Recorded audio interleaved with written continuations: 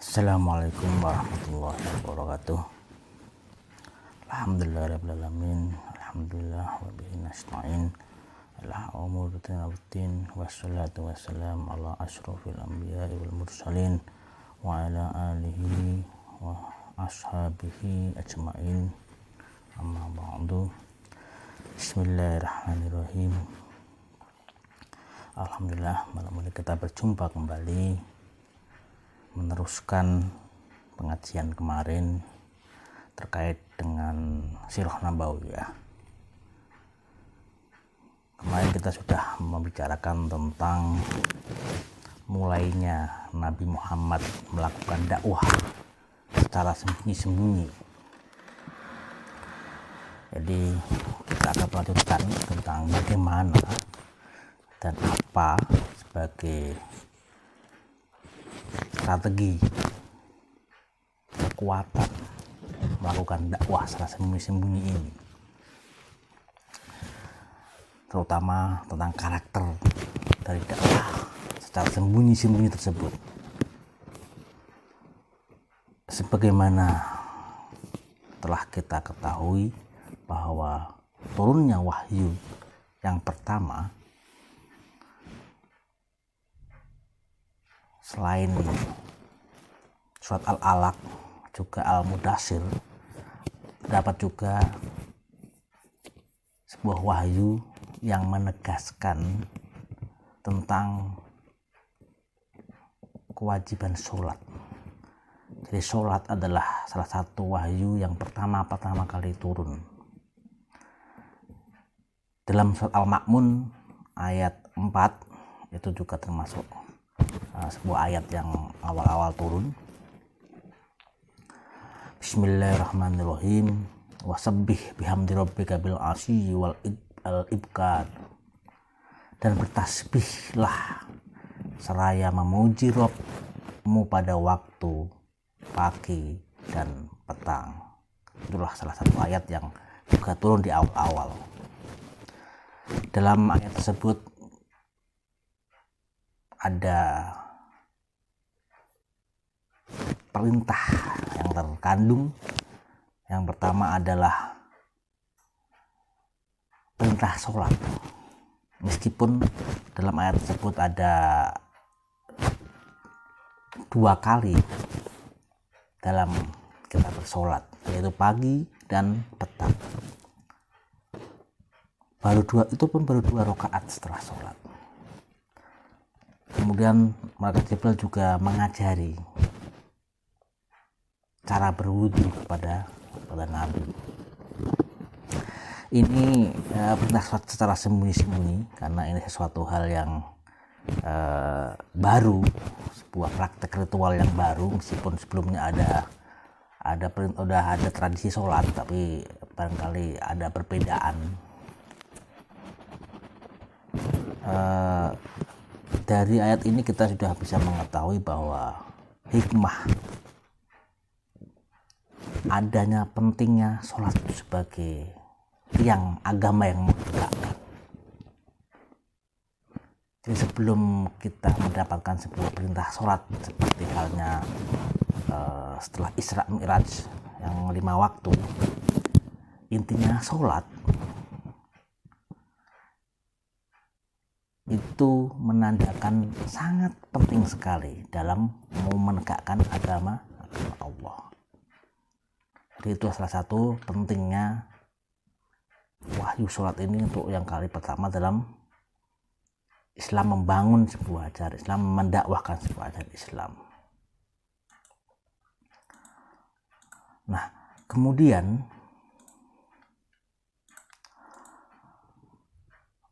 salah satu karakter dakwah secara sembunyi-sembunyi atau secara sirriyah, selain tadi yang pertama sudah diberikan sebuah cara ataupun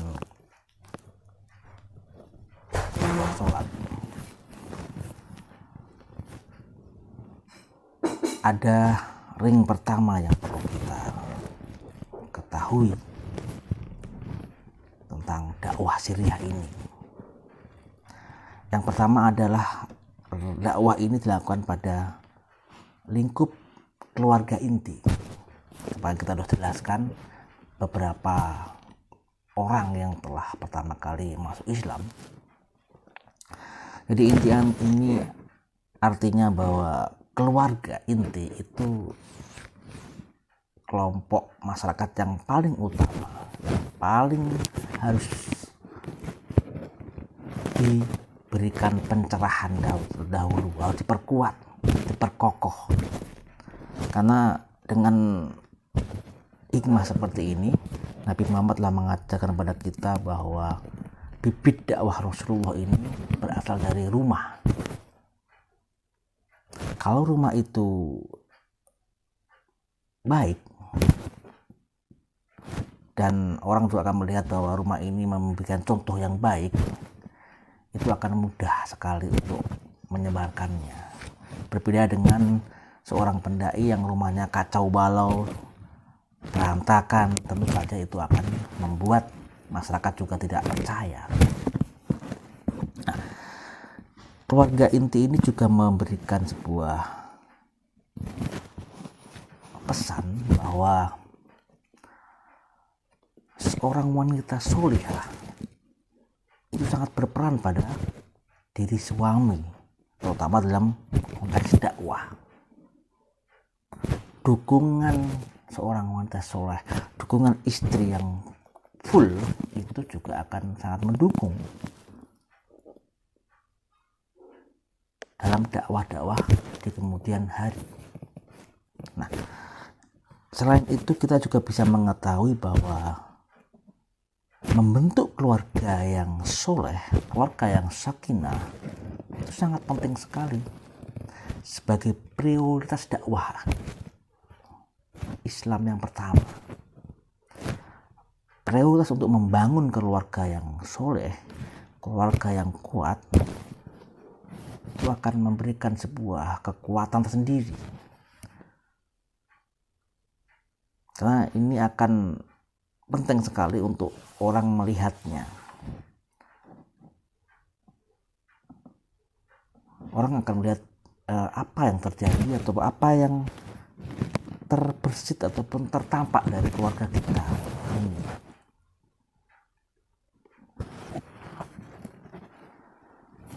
Selain keluarga inti, juga penting untuk kerabat terdekat atau orang-orang terdekat, sahabat, kerabat. Itu juga sangat penting sekali. Munculnya Abu Bakar, kemudian ada Ali Abi Thalib. Dengan masuknya ataupun sudah tergalangnya orang-orang terdekat, ini menjadi ring pertama yang akan memperkokoh jalan kita. Ini menjadi pilar-pilar utama, menjadi pilar-pilar yang akan membangun sebuah kekuatan berdakwah. Disertai dengan sholat sebagai tiang agama, kemudian inti keluarga, sahabat kerabat sebagai tiang pendorong. Pilar itu akan lebih mudah untuk memasuki tahapan-tahapan berikutnya dalam berdakwah. Jadi meskipun secara sembunyi-sembunyi, kegiatan dakwah Nabi itu harus terus berjalan secara pelan, bertahap. Dengan adanya beberapa orang yang pertama-tama sekali masuk Islam dari kalangan keluarga maupun sahabat, itu akan lebih memudahkan untuk menjalankan kegiatan-kegiatan atau tahapan-tahapan berikutnya. Jadi dakwah secara sembunyi-sembunyi itu bukan berarti tidak didengar orang ataupun diam-diam merangkak atau gimana, tidak. Tapi adalah sirriyatul harokah, hati-hatinya atau pelan-pelannya atau tersembunyinya sebuah gerakan. Tidak lantas kemudian kita bisu berkata kepada siapa saja, tidak membicarakan bisi-bisi, tidak. Maksudnya adalah tidak melakukan dengan forum-forum maupun ceramah-ceramah publik, tidak seperti itu maksudnya. Tetap kita memberikan sebuah pengertian secara head to head, secara orang per orang. Jadi siril harokoh itu tidak menggunakan cara-cara mubalik seperti halnya ceramah di muka umum atau menyebarkan sebuah tulisan kemana-mana, tidak seperti itu di awal-awal, tapi orang per orang, door to door, itu yang dilakukan oleh pertama dalam dakwah tersembunyi-sembunyi ini. Selanjutnya, orang yang pertama kali tadi masuk Islam seperti halnya Abu Bakar itu juga kemudian meneruskan kabar baik ini, kabar ditetapkan Islam, kabar wahyu ini, kabar kenabian ini, itu kemudian disebarkan ke orang-orang terdekat lagi oleh Abu Bakar. Abu Bakar mengajak orang-orang untuk masuk Islam. Akhirnya beberapa sahabat besar juga masuk Islam melalui Abu Bakar ini. Dan tentu saja ada jaminan orang yang pertama kali masuk Islam ini untuk terus mendakwahkan, mengajak untuk ikut bergabung kepada Nabi Muhammad Shallallahu Alaihi Wasallam. Jadi ini penting sekali untuk membangun sebuah kekuatan baru, anggota baru, dan itu nantinya penting sekali untuk menyebarkan lebih luas lagi. Di antara beberapa sahabat Nabi yang akhirnya menjadi sahabat yang sangat dekat dan besar yang direkrut ataupun diajak oleh Abu Bakar masuk Islam di hadapan Nabi, di antaranya adalah sahabat Utsman bin Affan, Zubair bin Awam, Sa'ad bin Abi Waqqas, Tolhah bin Ubaidillah. Setelah itu baru menyusul sahabat-sahabat yang lain seperti Abu Ubaidah bin Jarrah, Abi Salamah, Arqam bin Abil, dan seterusnya sehingga Said bin Zaid dan lain-lainnya. Jadi itu adalah beberapa sahabat-sahabat Nabi yang kemudian dalam beberapa sejarah ataupun teks dikenal dengan sebagai as-sabiqunal awwalun. Siapa mereka? Ya 4 orang yang sudah sebut sebelumnya. Kemudian selain 4 orang seperti Siti Khadijah, kemudian Abu Bakar, Ali bin Abi Thalib, adalah Utsman bin Affan, Zubair bin Awam, Tolhah bin Ubaidillah, Sa'ad bin Abi Waqqas, Abdurrahman bin Auf, Abu Ubaidah bin Jarrah, Amr bin Fuhairah, Amr bin Yasir, Yukhab bin Sami'ah, dan lain-lainnya. Kemudian berikutnya ada Bilal bin Rabah, keluarga Yasir, Khobab bin Aras, Ibnu Mas'ud, Al-Arqam, dan bin Abil Arqam, dan lain-lain. Kebanyakan dari mereka memang tergolong orang lemah dan saya, namun tidak sedikit dari kalangan terhormat juga. Jadi sudah banyak sekali yang dari kalangan terhormat, banyak. Jadi dari berbagai kedudukan yang sudah awal-awal masuk Islam. Sebenarnya sahabat-sahabat yang paling dekat itu juga sebenarnya masih bangsa Quraisy, Umar bin Khattab, Abu Bakar, Utsman bin Affan, Ali bin Abi Thalib, Zubair bin Awam, itu masih dalam keluarga dekat bangsa Quraisy. Jadi memulai dari lingkungan keluarga, kemudian kerabat dekat dan sahabat-sahabat dekat, meskipun sahabat itu juga masih dalam keluarga kerabat Bani Quraisy, ini penting sekali untuk memperkokoh lingkar dalam. Jadi adanya nasab, silsilah yang masih satu sambung, dan silaturahim yang kuat sekali. ini penting sekali, apalagi seorang Abu Bakar ini sangat tahu sekali dalam silsilah keluarga, keluarga. Abu Bakar ini tahu sekali, jadi dia tahulah yang mana-mana yang kira-kira bisa diajak masuk dalam orang-orang yang masuk pertama kali masuk Islam. Dengan pertalian keluarga ataupun keluarga nasab ini kokoh, sehingga itu akan membuat bangunan nanti ketika sudah menghadapi secara umum itu lebih mudah. Jadi tahapan pertama yang dilakukan Nabi adalah membangun pendukung-pendukung utama, membangun kekuatan-kekuatan utama dari internal dan lingkungan yang agak lebih besar dikit, sehingga nanti ketika sudah mulai terbuka, lingkungan ini akan mendukung full kepada kita. Nah, berapa lama dakwah Syriah ini dilakukan? Ya paling tidak ada 3 tahun, salah sembunyi-sembunyi ada 3 tahun. Kenapa dilakukan seperti ini? Kenapa orang-orang yang kira-kira aman dan safe diajak Islam ini? Ya tentu saja untuk merubah sebuah tradisi, untuk merubah sebuah masyarakat itu dilakukan dengan pelan-pelan, membuat dukungan-dukungan dulu, jangan kemudian kita serampangan secara frontal menyalahkan ataupun menghantam tradisi lama, tidak.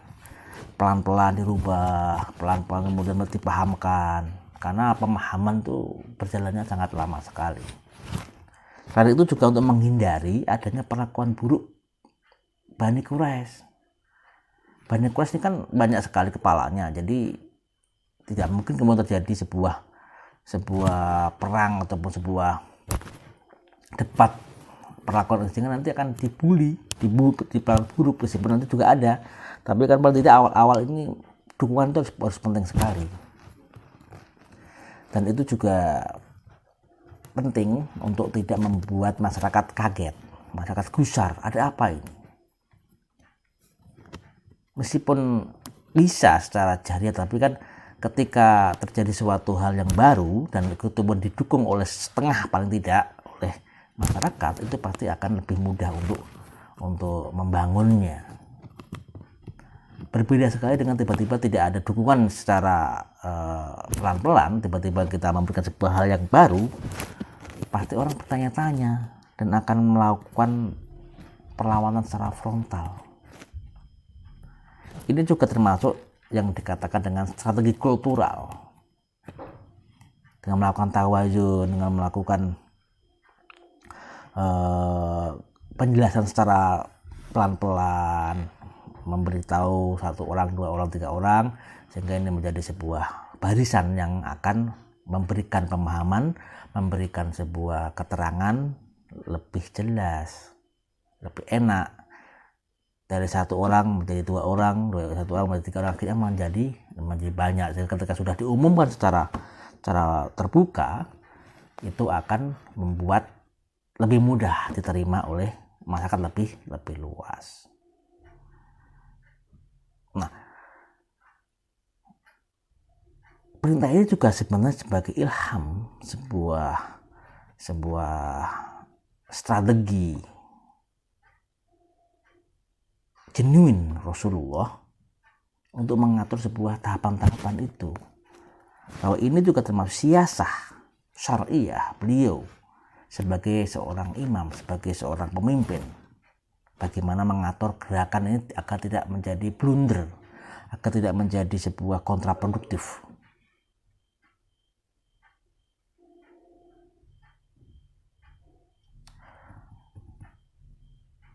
Ini menjadi hikmah bagi para pendai-pendai atau penceramah-penceramah yang lagi giroh-girohnya mendakwahkan Islam. Ini menjadi sebuah pelajaran bahwa dalam memasuki sebuah masyarakat, dalam mengajarkan sesuatu hal yang baru kepada masyarakat, itu secara pelan-pelan. Jangan kemudian secara terang-terangan menyalahkan tradisi, menyalahkan sesuatu sudah ada. Jangan. harus pelan-pelan, mengajak secara pelan-pelan, memberikan penjelasan, memberitahu hal yang baik seperti ini, seperti itu. Jangan lantas kemudian mengkafirkan. Itu suatu hal yang salah fatal. Mendekati hati itu yang paling utama. Hati harus kita raih dulu. Dukungan harus kita raih dulu. Jangan kita menyalahkan apa yang dilakukan oleh orang itu. Itu dakwah yang sangat brilian sekali. Itu dakwah yang dilakukan oleh para ulama-ulama terdahulu, termasuk Wali Songo. Mendapatkan hati orang Jawa misalkan, itu harus dilakukan di awal-awal, sehingga banyak tradisi-tradisi di Jawa itu ataupun di Nusantara ini tidak langsung dirubah, tapi kita dekatin dulu, kita masukin nilai Islam dulu tradisi itu, sehingga orang bisa menerima dengan baik. Tidak kemudian kita langsung memberantasnya, mengatakan ini bid'ah ataupun ini khurafat atau ini kafir, syirik dan lainnya. Tidak seperti itu. Kita harus sebagai pendakwah itu harus tahu sisi mana yang perlu kita luruskan. Jangan sesuatunya itu yang kita hancurkan. Kalau masih bisa kita beli nilai-nilai keislaman, ya oke, bagus, itu sangat dianjurkan sekali. Jadi perlu ada perencanaan, perlu ada pemahaman lingkungan. Kita harus mengamati secara cermat, menganalisanya, mempersiapkan hal-hal yang terkait dengan itu. Orang-orang mana yang perlu kita ajak ngobrol duluan, orang-orang mana yang kita perlu dekati. Untuk apa? Ya untuk mencapai tujuan dakwah tadi itu, untuk mencapai agar dakwah ini bisa sesuai dengan rencana, tanpa harus meninggalkan, kita pasrahkan kepada Allah. Kalau kita sudah ikhtiar melakukan pendekatan, melakukan mapping, melakukan strategi apa yang perlu dilakukan, kita pasrahkan kepada Allah, sehingga Allah memberikan sebuah petunjuk ataupun panduan selanjutnya. Ini juga bisa menjadi hikmah bahwa syariat Islam yang kita pahami secara risalah ataupun berjalannya waktu, sirah ini, itu artinya Islam itu luas, Islam itu bertahap. Makanya ulama-ulama yang sangat matang itu pasti tidak langsung menolak ataupun menyalahkan sesuatu ketika tidak sesuai dengan ajaran Islam. Jadi ulama-ulama Nusantara sejak dahulu itu seperti itu, menggunakan apa yang ada, tradisi yang ada, misalkan dengan kalau memang saat ini menyukai gending Jawa atau menyukai lagu-lagu sesuatu, nah kita lagu-lagunya itu yang kita ubah sedikit-sedikit, seperti halnya Nabi atau seperti halnya ulama-ulama atau sunan-sunan seperti Sunan Giri dan Kalijogo itu menggunakan lagu-lagu lokal seperti permainan anak-anak, seperti hanya lagu Cublak-Cublak Suweng, kemudian lagu Gudul-Gudul Pacul. Itu lagu-lagu yang sudah ada di masyarakat saat itu, sehingga diberikanlah nilai-nilai keislaman. Bahkan ada beberapa lagu yang itu ternyata dari Islam juga. Sluku Batok itu juga sangat islami sekali. Lirik-lirik juga dimaknakan sebagai sebuah pesan keislaman. Bahkan di lagu lirik-lirik itu ada istilah bocah angon.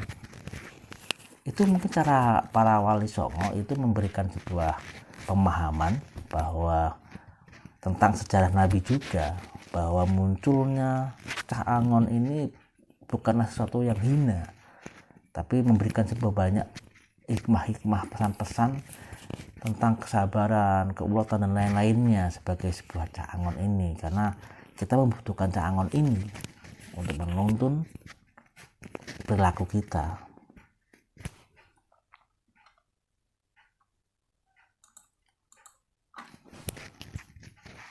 Jadi kembali ke dakwah secara sembunyi-sembunyi Nabi ini, paling tidak secara sembunyi-sembunyi sudah mendapatkanlah dukungan adalah 30 orang.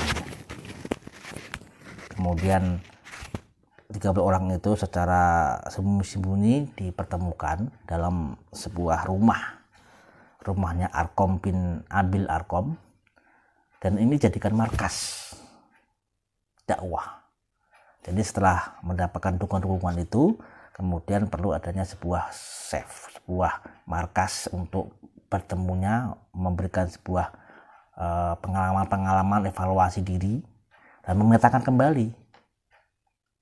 Tentu saja di antara 30 orang itu mengetahui kira-kira siapa yang perlu direkrut kembali, siapa yang sebenarnya tertarik dan lain-lainnya, dan siapa yang paling menentang, itu diketahui semuanya. Dalam pertemuan itulah kemudian Nabi memberikan sebuah keterangan lebih jelas lagi, memberitahu hal-hal yang baru, sehingga forum-forum seperti ini penting sekali dalam menggiatkan dakwah kembali. Jadi majelis-majelis tarbiyah, majelis-majelis dakwah itu sangat penting sekali untuk mentransmisikan maksud dari apa yang ingin kita sampaikan.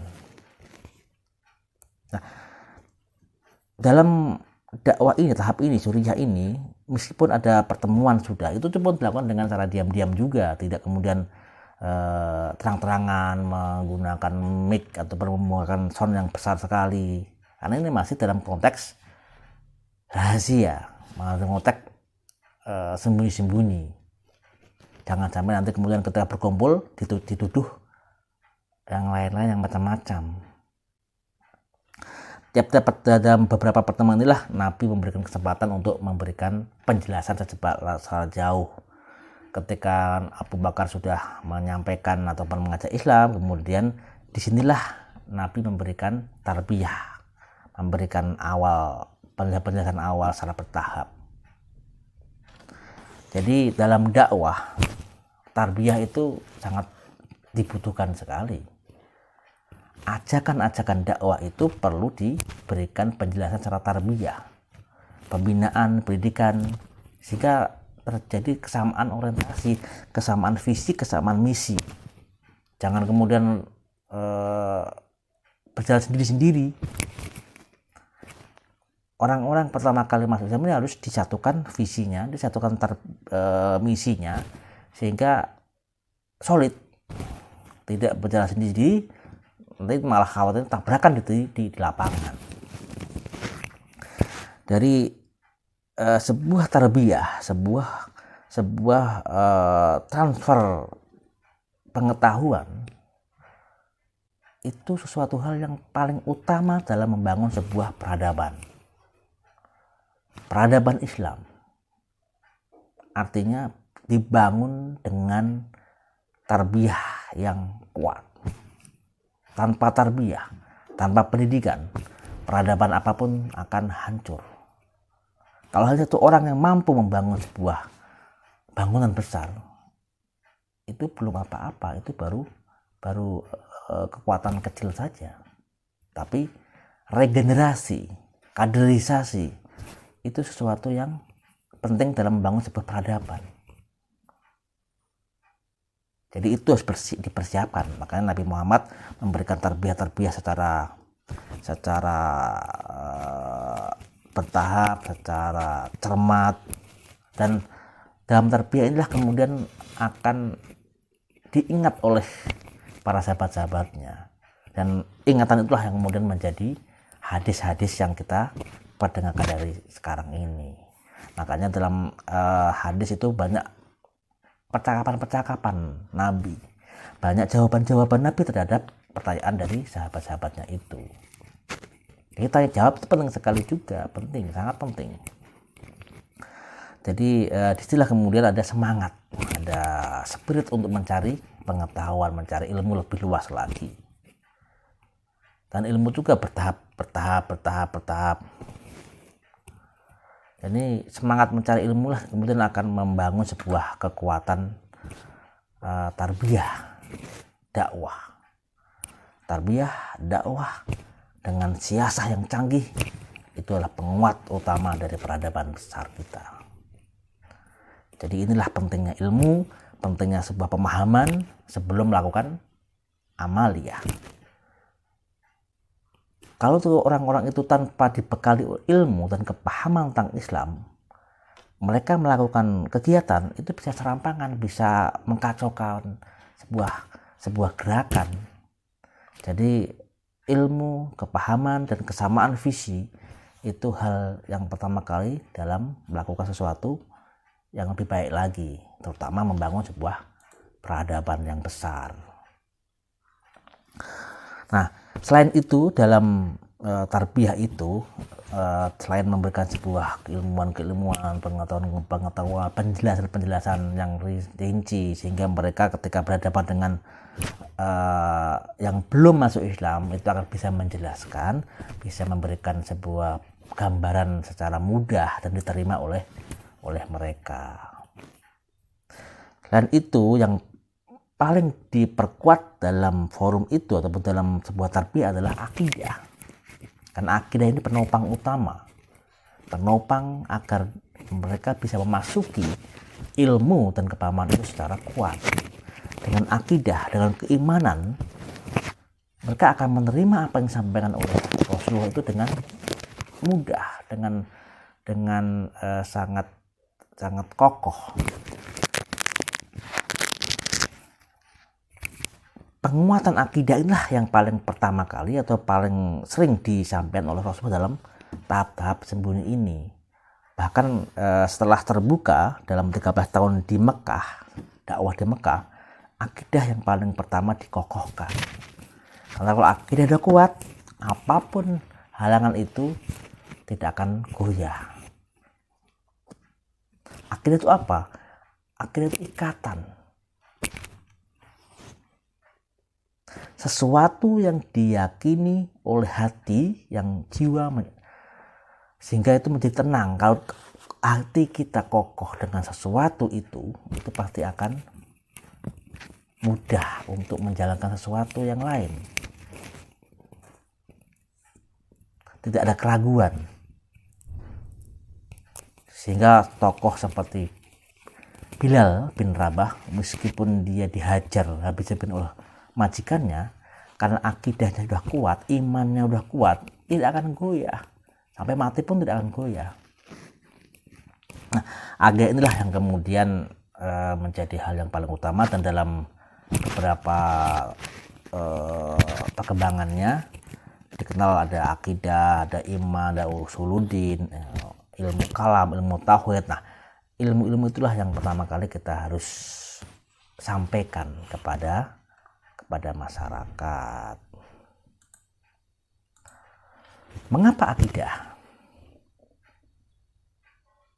Karena akidah inilah yang menjadi pembeda, menjadi sesuatu yang membedakan antara umat muslim dengan umat yang lainnya.